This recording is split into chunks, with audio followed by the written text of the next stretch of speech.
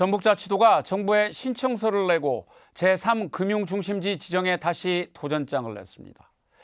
정부의 처분만을 기다리지 않고 전북도 스스로 추진하겠다는 의지를 드러낸 겁니다. 때마침 국내 금융계의 간판인 KB와 신한이 전주에 잇따라 금융 거점을 조성하겠다고 밝히면서 큰 힘이 되고 있습니다. 오늘 시사토크에서는 문재인 정부 이후 10년 가까이 희망 고문이 되어온 금융 중심지 지정의 과제와 전망에 대해 이야기를 나눠보겠습니다. 화면 왼쪽부터 신미애 전북자치도 금융사회적 경제과장, 김응수 국민연금공단 ESG 경영부장, 그리고 정희준 전주대학교 경영학과 교수와 함께합니다. 어서 오세요. 안녕하세요. 반갑습니다.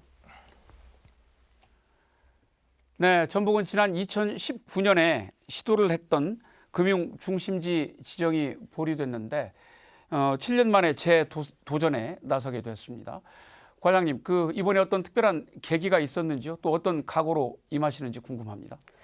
네, 저희가 19년도에 보류 결정을 나고 나서 그걸 계기로 해가지고 저희가 나름대로의 성찰할 수 있는 기회를 가졌다고 보고 있습니다. 근데 지금은 많은 변화가 있습니다. 뭐 아시다시피 저희 국민연금의 규모 자체가 19년도 당시에보다는 2배 이상이 확대가 된 상태이고요. 그리고 정치적인 그 변화도 또 한몫을 하고 있다고 생각을 합니다. 그 문재인 정부 때에는 이제 권고가 됐지만 윤석열 정부 때에는 저희가 아예 뭐 추진 자체를 할 수가 없는 상황이었습니다. 근데 이번 정부에서는 워낙 지역 균형 성장을 갖다가 강조하고 계시고 그리고 실행력을 하고 계시는 정부가 들어서기 때문에 이 기회에 저희가 금융중심지를 지정을 해야 되겠다. 빠르게 신속하게 신청을 해야 되겠다고 생각했습니다. 그리고 또 정책이 뭔가를 결실을 맺기 위해서는 때가 중요하다고 생각을 합니다. 지금이 가장 중요한 때, 지금 이루어지지 않으면 쉽지 않다라고 생각을 하고 절실하게 지금 임하고 있습니다. 네, 알겠습니다. 그런데 이제 일반 도민들께서는 금융 중심지가 되면 도대체 뭐가 좋아지는 거냐 잘 모르시는 분들도 많은 것 같습니다. 교수님, 이게 지정되면 어떤 혜택을 누리게 되는지 좀 소개를 해주시죠. 우리나라에서 금융 중심지라고 하는 거는 금융 중심지 법상의 지위이기 때문에 사실상 그 혜택의 내용은 금융 중심지법 시행령에 대부분 나와 있어요. 그래도 이제 여러 가지 혜택이 있겠지만은 국가나 전북도가 지급하게 되는 지원금이나 세제 혜택이 일단 가장 크다고 할 수 있는데요. 제가 말씀드리고 싶은 거는 뭐냐면은 그 혜택의 내용이 중요하긴 하지만 보다 더 중요한 것은 그 혜택을 누가 입느냐 하는 거라고 생각이 들어요. 방금 말씀드린 것처럼 이렇게 보조금이라든가 이제 세금 혜택 같은 경우는 당연히 이 지역에 이전하는 금융회사들이 이걸 갖다가 받게 될 수 있습니다. 하지만 보다 본질적으로 따져보면은 이 금융회사들이 와가지고 금융활동이 활발하게 되면 이제 취업도 늘어날 것이고 그 다음에 금융 전문 인력의 어떤 양성도 돼가지고 금융 생태계가 형성이 될 수 있거든요. 이제 이런 금융 생태계가 형성이 돼서 이 금융활동이 활발해짐으로 해가지고 전라북도에 있는 기업이라든가 사업체 자금 융통이 활발하게 되면은 그게 결국 전라북도의 경제 성장으로 이어지게 됩니다. 근데 이제 한 번 더 들어가게 되면요. 이 생태계 내에서 금융활동이 활발하게 됨으로 해가지고 국민연금 기금운용본부가 운영 수익률을 단 1%만 올릴 수 있어도 그 1%라는 게 참 작은 것 같긴 하지만 엄청난 숫자인데 지금 1,400조 수준이니까 1%라 그러면 14조 원이에요.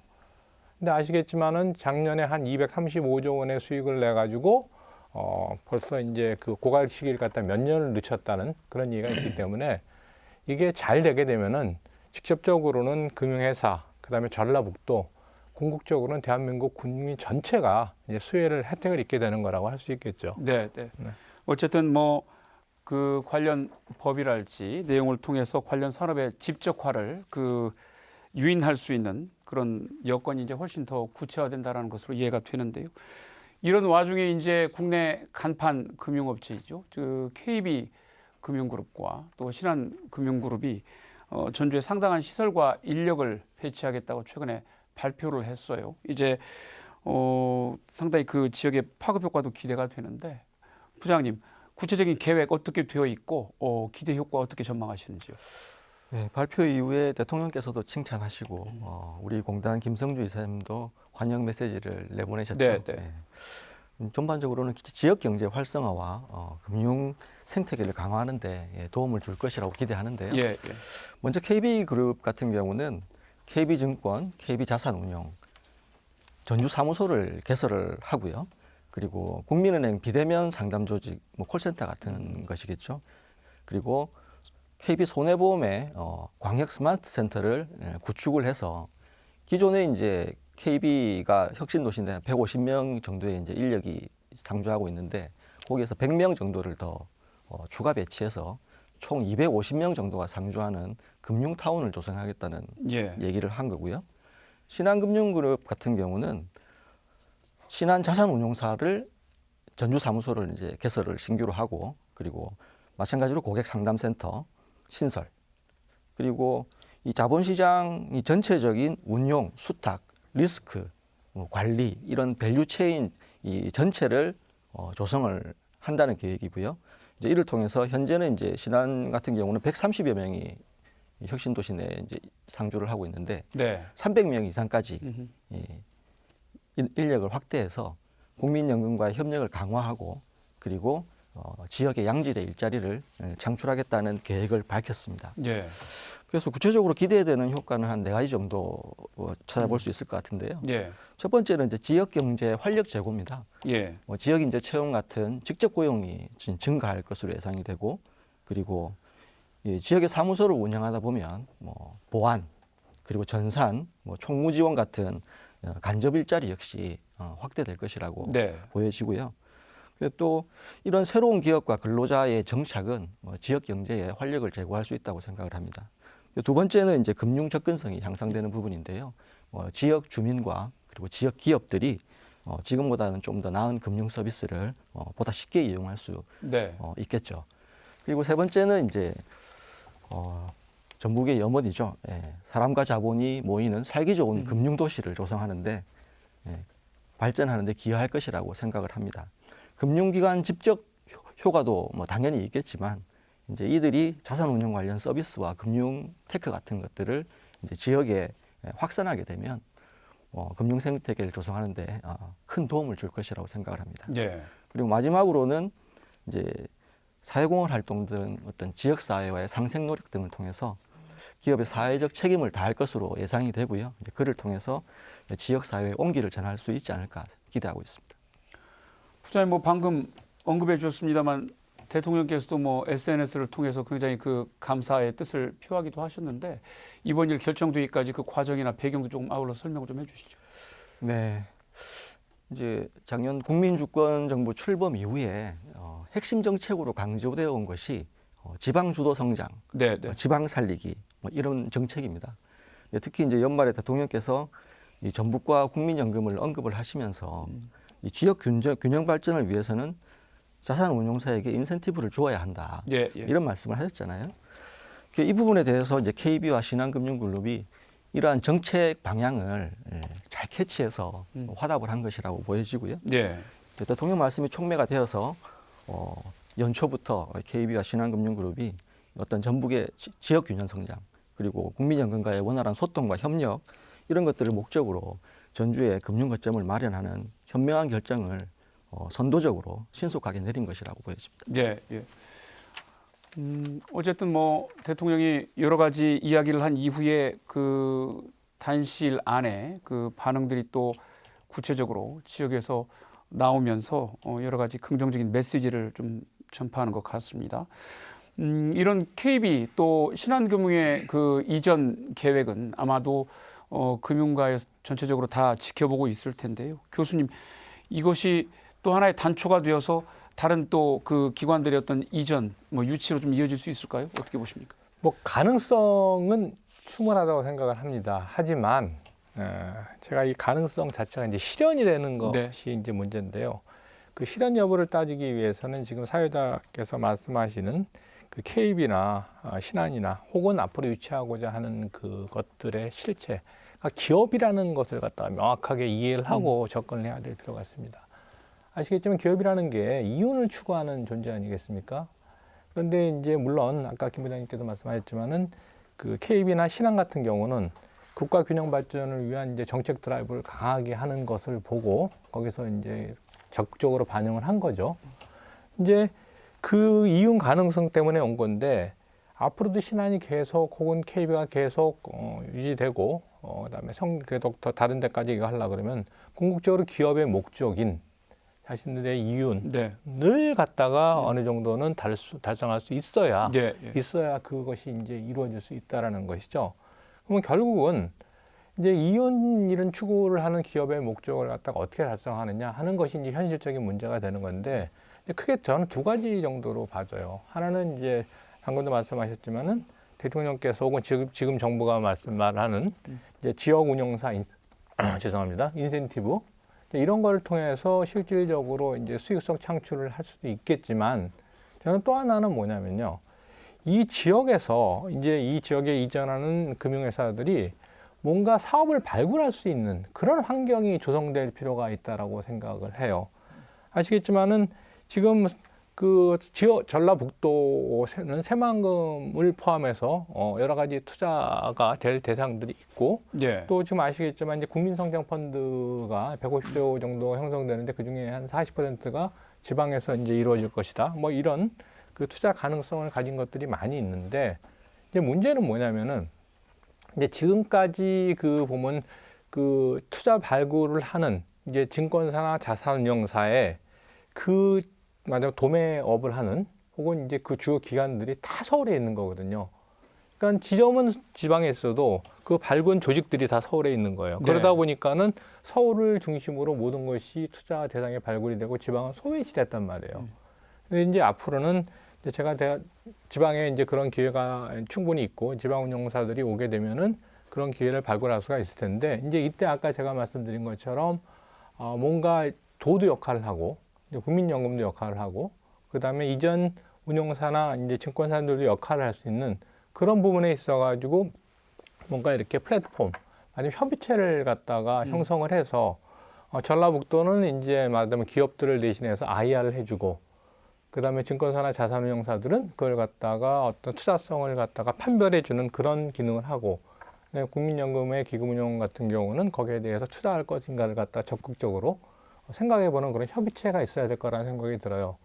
근데 이제 그런 과정 속에서 제가 말씀드리는 거는 예. 이 기회를 넓혀달라는 거지 결코 국민연금의 기금운용의 어떤 본질에서 벗어나는 어떤 특혜를 달라는 의미는 아니에요. 네.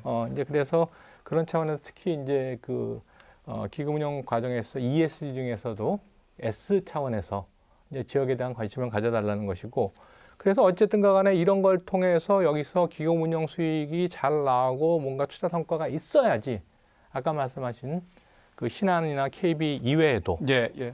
다른 금융기관들도 올 수 있을 것이다라는 걸 갖다 말씀드리고 싶습니다. 네, 네, 네. 요즘 뭐 국무회의 그 중계되는 내용을 보면 대통령이 이제 기본적인 국정운영 철학이 개별 기업들에게 뭐 가라 마라 하지 않겠다. 대신 가는 것이 이익이 될 수밖에 없는 그런 그 정책을 펴겠다 이런 이야기를 하는 것을 종종 봅니다만 이 어찌 보면 금융 관련 그 기관들의 집적화도 우리 뭐 지방 정부 혹은 관련 기관들이 중앙에 있는 그 금융사들이 내려오는 것이 여러모로 이득이 될 수밖에 없는 그런 구조나 시스템을 좀 만드는 것이 더 촉진하고 유인할 수 있는 계기가 될 수 있겠다라는 생각을 좀 해봅니다. 과장님, 어쨌든 우리가 지금 이제 시험을 치러야 되는데 신청서를 내놓고 이런 낭보가 쏟아져서 아무래도 조금 도움이 되지 않을까 이런 기대가 좀 커지고 있습니다. 어떻게 보십니까? 당연히 저희도 적극 긍정적으로 생각을 하고 네. 있습니다. 저희 국내에 1, 2위를 맡고 있는 금융 네. 그룹에서 그렇게 규모를 확대해서 지역으로 이전을 해온다는 것 자체가 저희가 금융 생태계를 조성한다고는 하지만 그렇게 큰 그룹들이 온 경우는 거의 없고요. 그리고 국민연금 기금이라는 것 자체가 어마어마한 규모이긴 하지만 많은 사람들한테 인식이 제대로 되어 있지는 않더라고요. 그리고 그 기금과 관련해서 저희한테 글로벌 금융기관들이 16개사가 이미 사무소 형태를 이전을 해오긴 했습니다. 예. 근데 이 다른 분들한테 인식되기는 이렇게 KB라든가 신한이라든가 이렇게 큰 금융그룹에서 움직여주는 것이 굉장히 금융 생태계 조성에 긍정적인 효과가 신호가 주어지고 있다라고 보고요. 네. 또 이게 촉매가 돼서 기여가 돼가지고 다른 금융그룹에서도 저희 지역으로의 이전을 좀 고민하지 않을까라는 기대를 하고 있는 상황이고 이게 이런 분위기가 금융중심지를 지정하는 데 있어서 굉장히 긍정적으로 발휘가 될 거라고 영향력을 좀 줄 거라고 보고 있습니다. 네. 그래서 적극적으로 환영하는 바입니다. 부장님, 뭐 방금 그 과장님이 언급해 주셨습니다만 그동안에는 사실 굉장히 좀 소식이 거의 끊겨 있었어요. 이제 뜨문뜨문 뭐 1, 2년에 한두 군데씩 뭐 국내외 관련 회사들이 왔다라는 뉴스가 단편적으로 나오긴 했습니다만 규모도 좀 작고 아쉬움이 좀 있었는데 지금 와 있는 회사들의 규모 또 면면 어떤지 좀 소개를 해 주시죠. 네, 뭐 금융기관들을 크게 보면 이제 국민연금과 관련해서 수탁은행, 네. 예, 수탁은행이 있을 것이고 그리고 위탁 자산운용사 이렇게 크게 두 가지로 분류를 할 수 있을 것인데요. 예. 아까 말씀하신 바와 같이 지금 그 국내외 합쳐서 16개사 금융기관이 지금 전주에 사무소를 개설하고 있는 상황이고요. 네. 자산운용사를 본다면 이제 글로벌이 8개 그리고 국내 운용사는 1개로 이제 총 9개입니다. 이제 수탁원 그 SSBT나 BNI 멜론 그리고 우리신한 하나 같은 수탁은행들은 이제 19년도부터 전주에 거점을 마련하고 있었어요. 예. 근데 이제 자산운용사 같은 경우는 이제 2023년 BNI 멜론 자산운용을 시작으로 해서 뭐 그 뒤로는 이제 뭐 프랭클린 템플턴, 블랙스톤, 뭐 하인즈 등등 해서 8개가 사무소를 개소했고요.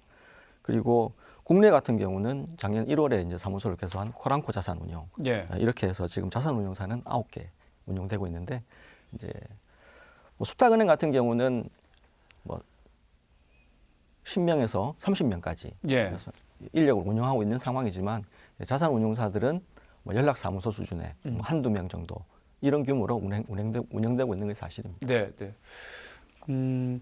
뭐 위탁 자산 운용사는 뭐 정말 그 명성만으로는 굉장히 글로벌하고 간판 업체들이 있습니다만 한두 명 정도의 연락사무소 수준이라고 하니까 좀 아쉬움이 있어서 조금 더 내실이 갖춰졌으면 좋겠는데 최근에도 지금 우리가 국민연금공단에서 그 자산운용사 대표 관계자들과 여러 가지 이전을 둘러싼 관련 협의를 하셨다고 들었습니다. 그 관련 업체들이 이전을 조금 꺼리거나 소극적인 이유는 무엇이고 공단도 또 여러 가지 고민을 하고 계신 것으로 알고 있는데 내용을 좀 소개를 해주시죠. 이제 자산운용사 사무소를 이제 뭐 전주에 이전하거나 추가로 설치를 하는 데에는 사실상 비용이 이제 필수적으로 네, 발생하게 되어 있습니다. 예. 근데 이제 전북에는 어떤 수도권만큼의 이 투자 기회가 다양한 투자 기회가 부족한 상황이고 그리고 이를 상쇄할 수 있는 인센티브 역시 그동안은 이제 부족해 왔기 때문에 네. 이제 국민연금 앵커 기관인 국민연금 하나만 보고는 이제 내려오기 힘든 입장이다. 예. 뭐 이런 것이 이제 주요한 원인이라고 볼 수 있고요. 그리고 부가적으로 직원들을 전주에 발령냈을 때 이 자산운용 핵심 자산은 이 펀드 매니저 아니겠습니까? 우수한 펀드 매니저. 근데 이제 이런 인력들이 이제 이직할 수 있다는 리스크. 예. 거기에다가 이제 어떤 실시간 정보 공유나 대면 네트워킹 환경에 있어서 이게 수도권과는 좀 현격히 차이가 있기 때문에 이제 그동안은 이제 내려오는데 소극적이었던 것이라고 보여집니다. 네. 결국 저희가 이제 제2차 공공기관 지반 이전을 통해서 이제 공단과 함께 앵커 기관의 역할을 해줄 이제 KIC 한국투자공사와 같은 대형 자산운용기관이나 관련한 금융사들을 유치해서 금융 생태계를 조성해야 하는 이유이기도 한 것이죠. 네, 네, 네. 알겠습니다. 그래서 이제 공단은 이제 올해 연초부터 전주 거점 금융기관 확대를 위해서 연초부터 관련 부서들이 머리를 맞대고 드라이브를 걸고 있습니다. 예. 이제 운용사 유치를 위한 기금 협력 추진단을 이사장 이제 지시로 구성을 했고요. 그래서 처음은 이제 관련 법률부터 검토부터 이제 시작을 하게 됩니다. 그래서 이제 그 법률 검토가 이제 마쳐지면은 네. 그 법률이 허용하는 범위 내에서 또는 개정을 통해서 허용할 수 있는 그런 방안 내에서 인센티브 부여 방안을 검토하기 시작할 것이고 그와 관련해서 전북도와도 이제 활발히 협력을 하고 있습니다. 이제 최근에 김성주 이사장님께서도 먼저 움직이는 운용사에 어떤 변화가 있는지 확실히 보여주겠다. 예, 예. 그리고 국민연금과 함께 성장하기를 원한다면 먼저 움직여라. 그리고 훨씬 더 많은 기회, 비즈니스상의 혜택을 주겠다라고 말씀하셨는데요. 조만간 실질적인 인센티브 부여 방안이 마련될 것 같습니다. 네. 조금만 기다려 주십시오. 알겠습니다. 촉진할 수 있는 많은 그런 인센티브가 좀 구체화됐으면 좋겠습니다. 우리가 지금 지난번에 신청을 했다 보류됐던 게 2019년의 일입니다. 당시 이제 금융위원장이었던 은성수 씨는 아직 이제 지정하기에는 인프라가 좀 부족하다. 인프라를 갖추는 것이 먼저다라는 논리로 이제 지정을 좀 보류한 바 있는데, 과장님 뭐 7년 가까운 시간이 지났습니다. 그동안에 이제 전북자치도 어떤 노력들 해 오셨고 또 어떤 성과나 변화들이 있으셨는지요? 지금 19년도에 사실은 신청을 못했습니다. 네, 19년 신청을 하기 전에 정부에서 금융위원회에서 저희한테 공고를 했던 부분이 있었고요. 그 공고했던 부분이 인프라 개선이 좀 더 보완이 돼야 네. 된다. 그리고 우리 지역에서의 특화 모델이 금융 모델이 좀 발굴이 돼야 된다라는 부분이 있었고 예. 이런 것들을 이행할 수 있는 전문 인력 양성이 필요하다든가 아니면 또 다른 그 실행할 수 추진력에 대해서를 권고를 했었고요. 이런 부분들을 보완하기 위해서 그동안에 많은 노력을 해왔습니다. 그 MPS 주변에 뭐 테크비즈 센터가 건립이 됐고 그 안에 저희 빅데이터 센터 그리고 데이터 안심구역이라든가 저희가 금융혁신 공유 오피스 이제 그런 인프라들을 개선을 했고요. 또 가장 크게는 그 주변에다가 국제금융센터와 호텔 컨벤션을 짓는 걸로 계획을 잡고 있습니다. 예. 그리고 이제 저희의 지역 금융 모델로서는 가장 주요한 우리 산업과 연계된 금융 모델이 발굴이 돼야 되기 때문에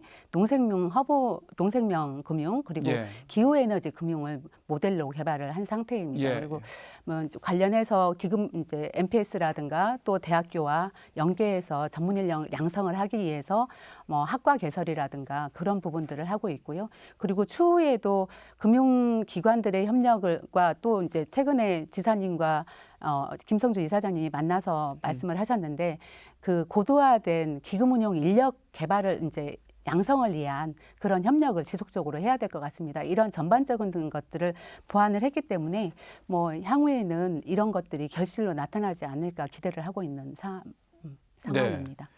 뭐 방금 언급해 주셨습니다만은 이제 핵심 시설 중에 하나가 이제 국제금융센터인데 이게 지금 말 나온 지는 수년이 지났습니다만 그때 이제 여러 가지 이유로 조금씩 늦어졌어요. 그 어떤 시설인지 또 이게 늦어진 이유 또 향후 전망 어떻게 보시는지 궁금합니다. 국제금융센터라는 게 이제 가장 국제 금융 중심지라고 하면 랜드마크처럼 자리하고 이제 예. 있는 인프라이고요. 그 안에 금융기관들이 집적화돼서 뭐 금융의 중심 허브 역할을 하는 그런 인프라인데 저희가 지금까지 조금 그런 추진이 더디게 됐던 것은 그 인프라 안에 들어갈 수 있는 입주 기관들이 필요했습니다. 예. 근데 여러 가지 뭐 아까 그 전에 나왔던 이유들 때문에 자산운용사라든가 그런 부분들이 저희 지역에 내려오는 데 있어서 좀 그 규모가 너무 작다거나 그런 측면이 있었는데요. 지금 상황에 다행히 KB라든가 신한이라든가 그런 데에서 오기 때문에 그런 입주 수요가 어느 정도는 맞춰지지 않을까라는 생각이 있고 네. 또 그것만으로는 사실 많이 부족합니다. 뭐 MPS와 관련된 자산 운용사들이 많이 내려와야 될 텐데 뭐 그런 부분에 있어서도 추진되고 있기 때문에 입주 수요가 좀 확충이 될 거라고 보고 있고 추가적으로 지금 현 정부에서 2차 공공기관 이전을 하고 있잖아요. 네, 네. 그러면 MPS 한 기관만을 가지고서 자산운용사가 집적하기는 힘들다는 그런 여러 가지 분석이 있기 때문에 그것과 관련된 뭐 기관들 KIC라든가 7대 공제라든가 그리고 이제 은행 부분들 그런 금융권의 기관들이 이번 공공기관 이전에 있어서 우리 지역에 오게 된다고 하면 이게 가속도가 충분히 붙을 것으로 저희가 짐작하고 있습니다. 예, 예. 말씀 듣고 보니까 어쨌든 이 국제금융센터 자체가 이제 제3 금융 중심지로 가는 가장 중요한 거점 시설인 것으로 들리는데 교수님 이게 지금 제1, 제2 금융 중심지인 서울이나 부산에는 다 있는 거죠? 네. 그 보면은 이제 대표적으로 IFC라고 불리는 서울의 국제금융센터의 네, 네. 규모가 아무튼 형식적으로는 아니면 명목적으로는 한 50만 제곱킬로미터 예, 정도고요. 예. 근데 부산은 한 20만 제곱킬로미터로 이게 나와 있더라고요. 그러니까 이제 서울이 부산보다 이제 2배 반 정도 되는 건데, 예. 근데 문제는 그 서울 같은 경우는 있잖아요. IFC뿐만 아니라 사실은 거래소에서 금융감독원에 이르는 일련의 동여의도 전체가 사실은요. 예. 전체가 그 금융기관들, 특히 이제 자본시장 기관들, 증권사나 아니면 자산운용사, 그밖에 이제 뭐 여러 가지 수탁기관들 이런 것들이 다 밀집이 돼 있어서 네, 네. 상호 시너지를 갖다 일으키고 있어요. 예. 근데 이제 부산은 규모도 상대적으로 이제 서울에 비해서 작을 뿐만 아니라 제가 문제라고 생각하는 부분은 뭐냐면은 그 BIFC에 들어가 있는 그 기관들이 물론 이제 거래소라든가 예타원 같은 그런 기관도 있기는 한데 사실 은행, 일반 은행, 그 다음에 이제 보증기금, 사실은 금융의 구조 관점에서 보자 그러면 조금 이질적인 것들이 섞여서 같이 모여 있거든요. 네, 네, 네. 그러다 보니까 이것들이 이제 서울에 있는 규모뿐만 아니라 그 시너지를 내는 것에도 한계가 있다는 얘기죠. 그래서 이제 제가 지금 전주에서, 그러니까 전북에 또 IFC 건물을 갖다 짓는다고 하면은 이제 뭐 규모 자체는 아마 제가 알기로 9만 제곱킬로미터 정도 안팎으로 알고 있는데 이제 규모의 양의 문제가 아니라 질의 문제라는 거죠. 예. 그 질이라고 하는 것은 상호 시너지를 낼 수 있는 그런 기관들을 갖다 직접 시켜서 예. 그들이 이제 말하자면은 그 보다 국민연금 기금운용 어떤 수익 혹은 자산운용사나 혹은 와 있는 그 기관들 간에 서로 협력을 통해서 뭔가 금융이 활발하게 이루어지는 예, 금융생태가 되는 이제 그런 구조를 만들어낼 수 있는 게 이제 금융센터의 어떤 핵심이라고 저는 네, 생각이 네. 듭니다. 네. 네.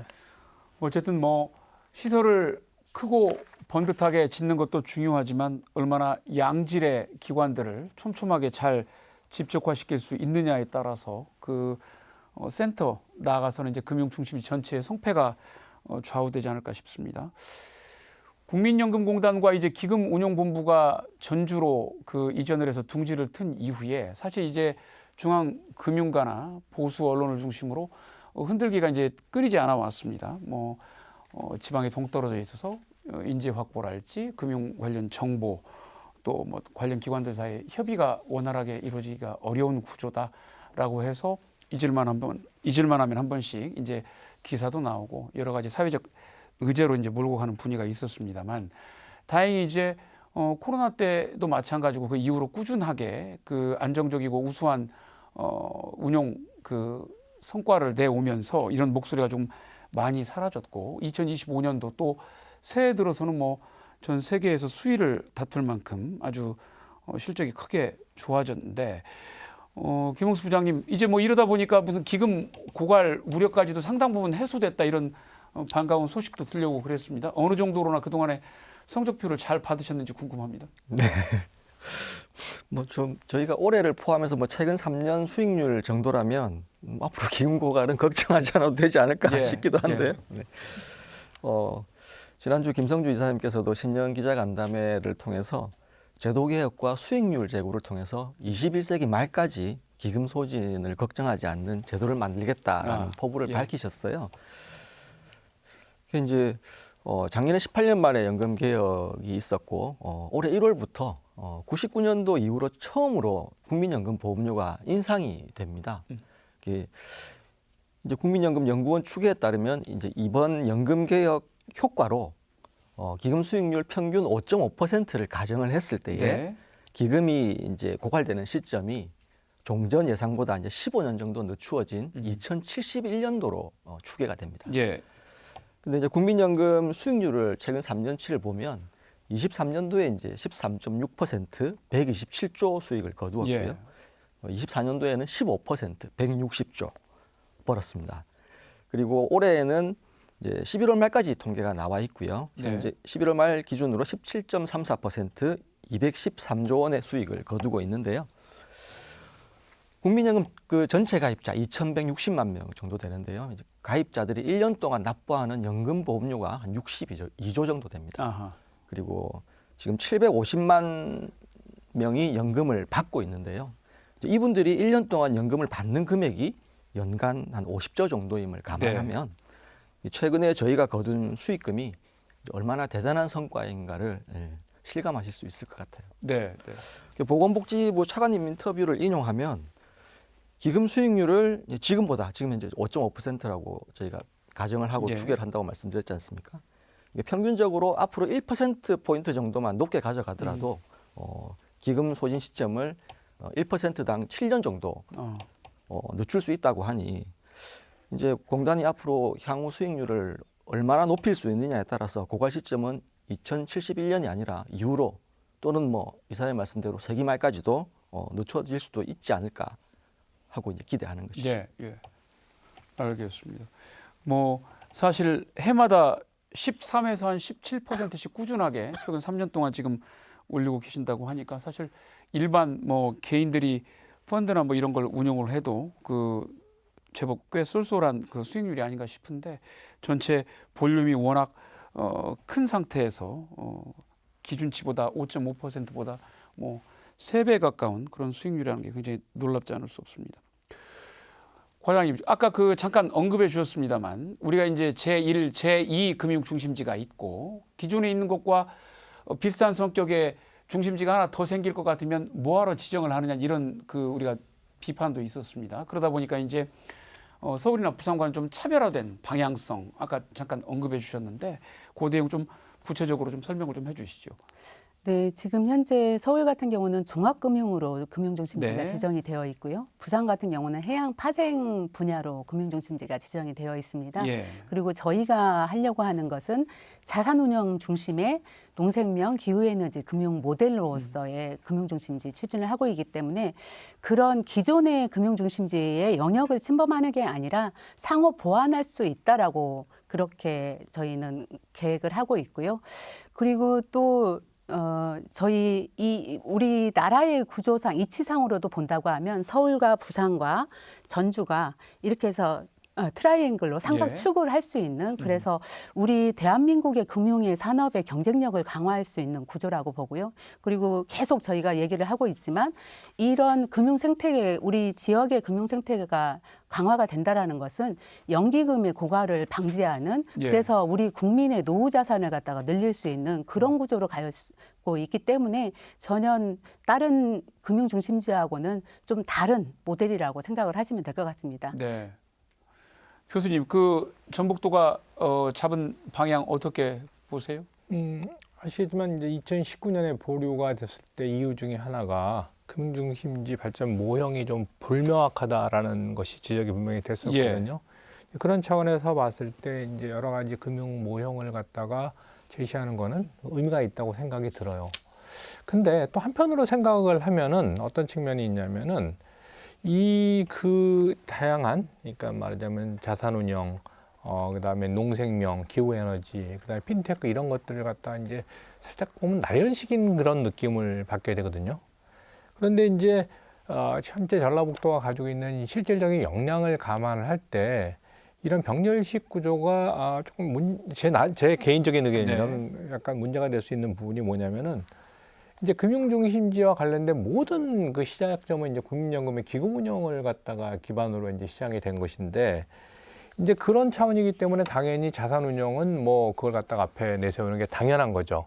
하지만은 그 기후 에너지나 농생명 이런 부분들은 사실은 앞단에 내세우기보다는 기금 운영의 어떤 대상으로 어떤 분야로 약간 순서를 갖다 정리할 필요가 있지 않나.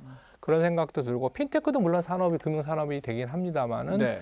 국민연금 기금운용이라든가 그와 관련된 산업으로 보자 그러면 하나의 수단적인 성격이 강하기 때문에 이제 그런 것의 우선순위가 좀 정해져서 하여튼 기금운용을 앞세우고 나머지 것들은 어떤 수단적인 이런 걸로 좀 대상으로는 했으면 좋겠어요. 왜 그런 얘기를 하냐면은 사실 이렇게 병렬적인 방식으로 그 금융 특성을 갖다 내세우게 되면요.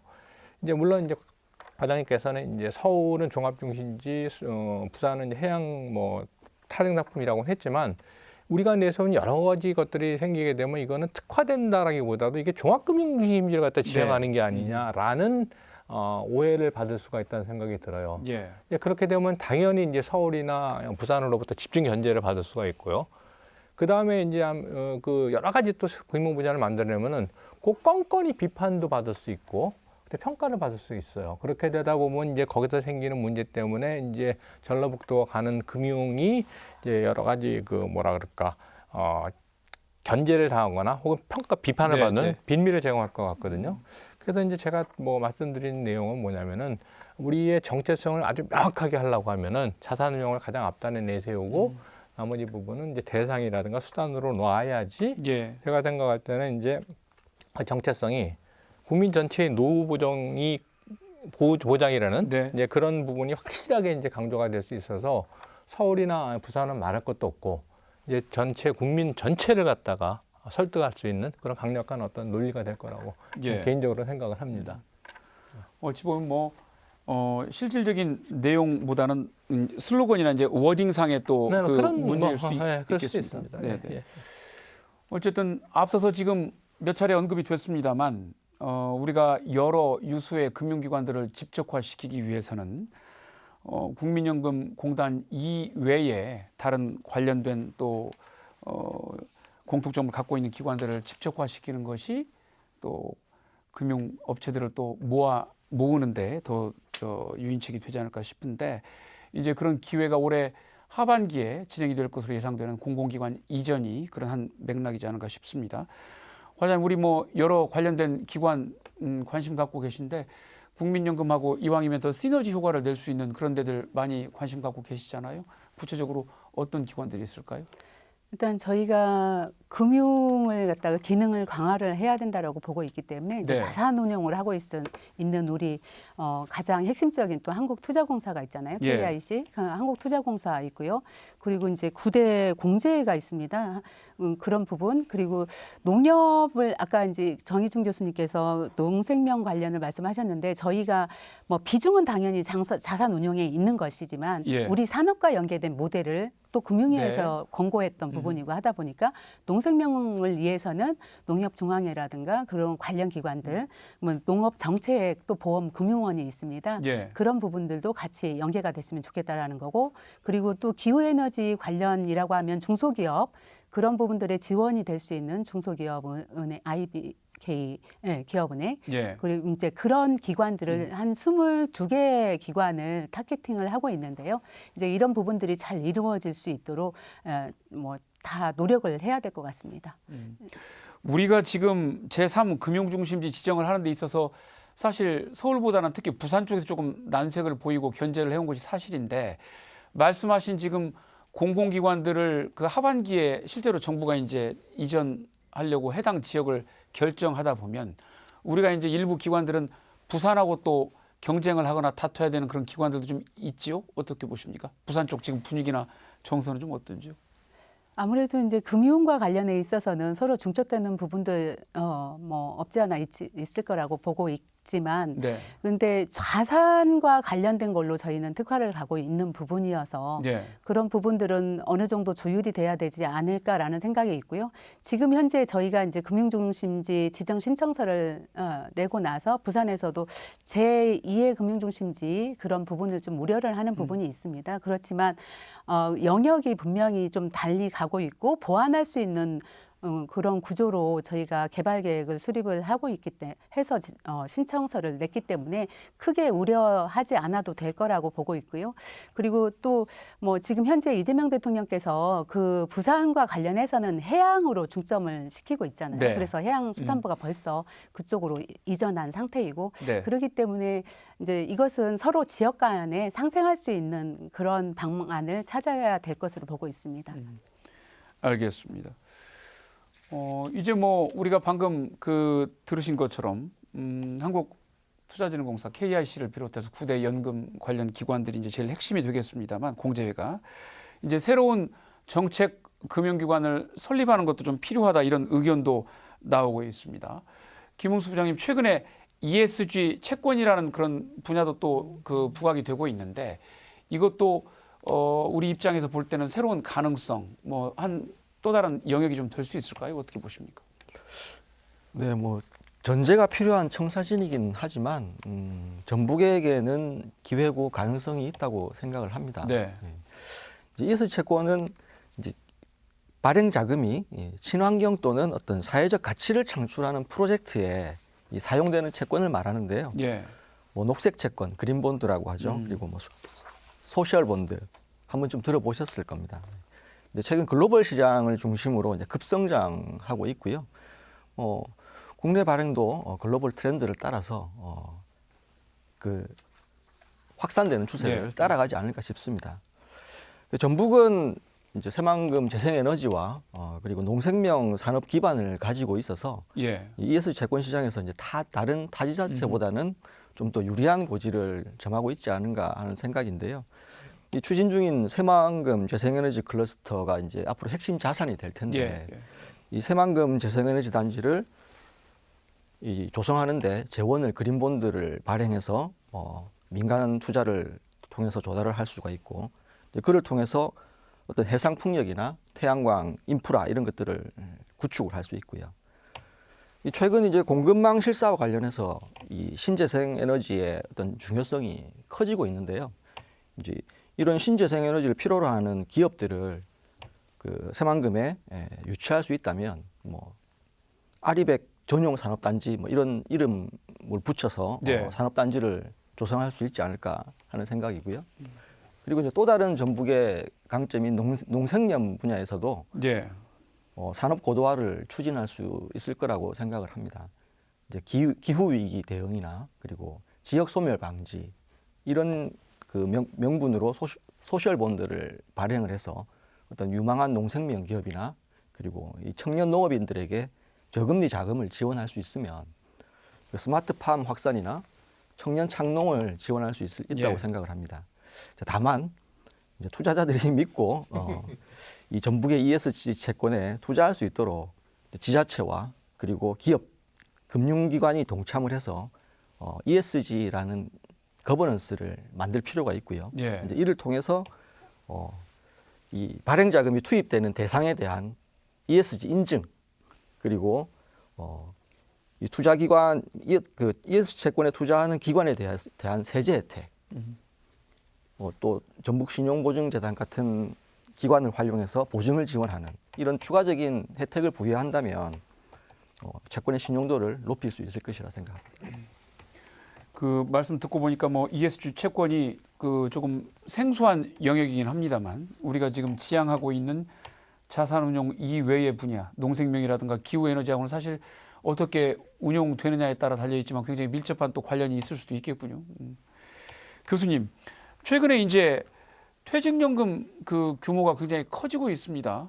이러다 보니까 이것도 이제 관련 공단을 설치해서 조금 짜임새 있게 관리를 해야 되는 거 아니냐 이런 이야기들도 나오고 있고 뭐 이것도 역시 이제 우리 지역의 어떤 자산운용 부분과 연계해서 볼 수 있는 것 아니냐라는 의견도 있습니다. 어떻게 보시는지요? 이게 퇴직연금 시장이 제가 통계를 보니까요, 25년 말 기준으로 한 500조 정도 되더라고요. 예. 그러니까 물론 이제 국민연금 규모보다는 상당히 작지만 굉장히 급성장하는 시장이기 때문에 네. 앞으로의 가능성을 보면 이제 그 퇴직연금에 관련된 뭔가를 갖다 우리가 해야 된다라고 생각할 수 있는데 네. 다만 이제 현실적인 상황에서 봤을 때 몇 가지 이제 장애 요인이 있습니다. 그게 뭐냐면은 지금 퇴직연금은 기본적으로 민간 사업자들, 다시 말하면 은행, 증권, 보험 예. 예. 이들이 지금 운영을 하고 있는 거거든요. 예. 예. 그런데 이제 그것만 있는 게 아니고 사실은 잘 알려지지 않아서 그렇지 실질적으로는 이미 공단이 설립돼서 운영이 되고 있습니다. 어떻게 되고 있냐면 이제 고용노동부 산하 근로복지공단에 이제 30인 미만 사업장 근로자를 대상으로 하는 이제 푸른 씨앗이라고 하는 이제 그런 중소기업 퇴직연금 기금이 이미 존재를 하고 이미 네, 있거든요. 그러니까 이제 그런 의미에서 봤을 때는 별도의 공단이나 공사를 새로 설립한다라는 것은 여러 부처라든가 법적으로 쉽지가 않을 거라고 저 생각이 들고요. 그리고 이제 또한 그 복잡한 그 민간 사업자들의 복잡한 이해관계 그거를 조정해 가지고 어떤 제도권 안에 합쳐놓는 것도 그것도 이제 만만한 일이라는 생각은 안 들어요. 그럼에도 불구하고 다만 희망을 갖는 것은 아직 희망사항이긴 하지만 지금 일어나고 있는 일련의 어떤 과정을 통해서 전라북도의 금융생태가 형성이 되고 이 금융생태계 내에서 이제 이전한 금융기관들이 뭔가 수익을 내는 것을 갖다가 보여줄 수 있으면 사실은 그렇거든요. 국민연금 기금운용본부가 2017년에 왔을 때도 말이 참 많았었어요. 과연 그 지방에 와가지고 뭘 할 수 있겠느냐. 네. 이제 그런 것이 말이 많았는데 지금 와가지고는 이제 그런 말 많이 사라졌지 않습니까? 이제 마찬가지로 이제 그 금융 생태계가 형성이 돼서 여기에 이전한 금융기관들이 뭔가 아까 말씀하신 여러 가지 그 사업을 갖다가 발굴해서 수익을 낼 수 있다고 하면은 이제 당연히 이제 그 기금운용, 그러니까 그 기금 퇴직연 죄송합니다. 퇴직연금 사업자들도 이쪽으로 이전할 예. 것이고, 그 다음에 이제 아까 말씀드렸던 이제 그 저기 뭐냐 근로복지공단의 네. 이전도 한번 생각해 볼 수 있지 않는 그런 상황이 되지 않을까 하는 생각이 듭니다. 네. 네. 여러 가지 말씀들을 나누다 보니까 이제 그 토론을 좀 정리해야 될 시간이 됐습니다. 우리가 이제 금융 중심지가 사실은 뭐 지역의 가장 대표적인 희망 고문이다. 뭐 이런 표현까지 나올 정도로 역대 문재인 대통령 이후에 매번 공약도 해왔습니다만 사실 가시화되지 않았는데 앞서서 나온 것처럼 사실 많은 정책들이 때가 가장 중요한데 균형 발전 또 지방 자주 성장을 기치를 내건 이재명 정부이기 때문에 조금 더 기대가 희망이 커지지 않았나 그런 생각이 좀 듭니다. 끝으로 이게 최종적으로 지정이 되기 위해서 우리가 지역의 어떤 과제를 풀어야 한다고 보시는지 한 말씀씩 해주시기 바랍니다. 과제부터 해주시죠. 사실 금융중심지 지정이 저희가 최종 목표는 아닙니다. 사실 네. 금융 생태계를 조성하기 네. 위해서 이게 출발선에 쓰는 것이 지정이라고 보고 있고요. 예. 이 지정을 위해서 저희 도민과 행정과 각 기관들과 여기에 있는 모든 기관들이 한 목소리로 해서 금융중심지가 필요하고 지금 당연히 금융중심지로서의 역할을 할 수 있는 그런 가능성이 큰 지역이라는 것을 다 홍보를 해줘야 될 것 같고요. 저희는 또 그런 스스로 찾아올 수 있는 자산운용사라든가 다른 금융기관들이 스스로 찾아올 수 있는 금융 생태계를 조성해 나가는 게 가장 시급하지 않을까 그렇게 생각을 하고 있습니다. 많은 금융중심지가 지정이 될 수 있도록 많은 도민들께서도 적극적으로 지원을 해주시기 바랍니다. 네, 부장님. 예. 네, 뭐 차별화된 금융 모델이나 그리고 뭐 금융기관 집적 뭐 이런 여러 가지 중요한 과제들이 있겠지만 무엇보다도 정주 여건 개선 및 인프라를 확대하는 것이 가장 시급하고 중요하다고 생각을 합니다. 그 중에서도 빨리 논의를 시작해서 지금부터 출발을 해야 된다고 생각하는 부분이 이제 어떤 금융인재 양성, 육성에 대한 부분인데요. 금융자사고를 설립한다든지 그리고 예.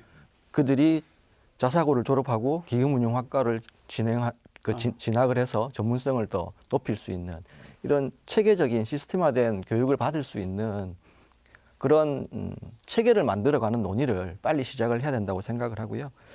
이제 1월 말에 금융중심지 지정 신청서가 제출됐는데요. 아울러서 이 금융위원회로부터 지정을 이끌어내기 위해서는 어떤 재산금융중심지의 어떤 경제적 그리고 정책적 당위성을 증명을 해내야 하는데요. 이제 이런 부분들을 위해서 정부가 가지고 있는 우호적인 네트워크를 총동원해서 예. 총력을 기울여야 될 시기라고 생각을 합니다. 네, 교수님. 네. 아까도 제가 강조를 했던 것처럼요. 결국은 이전해야 될 그 금융회사들은 그야말로 기업입니다. 그 기업들이 이 지역에 안정적으로 안착을 하기 위해서는 이제 기본적인 수익을 내야 되는데 이제 그를 위해서 아까 제가 제안 드린 것처럼 이제 전라북도 그다음에 이제 국민연금 그다음에 이쪽에 오는 그 금융회사들이 하나의 협의체를 만들어서 전라북도에서 발굴할 수 있는 많은 투자 사업들을 갖다가 발굴하고 평가하고 투자 심의하고 이제 그 부분은 아까도 말씀드렸다시피 ESG의 차원이 됐던 뭐 여러 가지 그 투자 수익의 관점에서 봤던 이제 그걸 갖다가 좀 더 활성화시키길 바라는 것이고 이제 그런 부분들이 결과적으로 이제 실현이 돼서 전라북도에 이제 그 뭔가 수익을 올릴 수 있는 기반이 있다라는 것이 증명이 되면 보다 활성화된 금융 생태계가 이루어질 수 있을 거라고 생각을 하는데요. 아무튼 이런 많은 제안들이 결과적으로는 지금 우리가 아는 금융중심지 지정에 관련된 예. 많은 부분들에 도움이 됐으면 하는 바람으로 말씀을 마치도록 하겠습니다. 네, 오늘 말씀 잘 들었습니다. 국민연금의 기금 적립금이 지난해 말 무려 1,400조를 훌쩍 넘어섰습니다. 지난 2019년 금융중심지 지정이 보류된 후 불과 6년 만에 2배 규모로 급증한 것입니다. 지역 여건도 느리지만 그동안 착실하게 개선돼 왔습니다. 이 같은 성과를 바탕으로 7년 만에 금융중심지 재도전이 이번에는 결실을 맺을 수 있기를 기원합니다. 오늘 순서 여기서 마칩니다. 함께해 주신 여러분 고맙습니다.